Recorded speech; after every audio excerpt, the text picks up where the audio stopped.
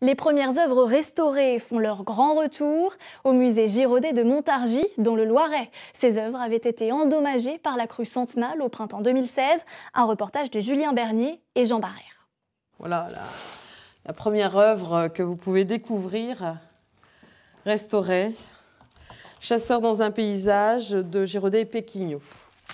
La directrice du musée déballe délicatement les œuvres, retire le papier bulle comme du papier cadeau.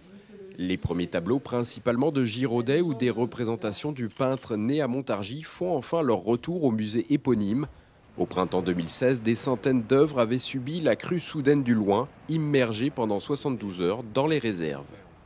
Il y a eu un travail extraordinaire fait par les restaurateurs sur des problématiques parfois très complexes. Il y a eu un nettoyage de la couche picturale fait par les restaurateurs de couche picturale, une tension aussi des œuvres, des toiles qui avaient été parfois pour certaines extrêmement détendues par rapport à l'immersion. Et puis après, vous avez la dernière phase qui consiste à ce qu'on appelle la réintégration, c'est-à-dire au repiquage des lacunes. Ces œuvres proviennent de l'atelier de restauration de Versailles, d'autres sont confiées à des ateliers privés. Au total, près de 500 feront leur retour progressivement au musée. Le coût estimé des restaurations dépasse le million d'euros.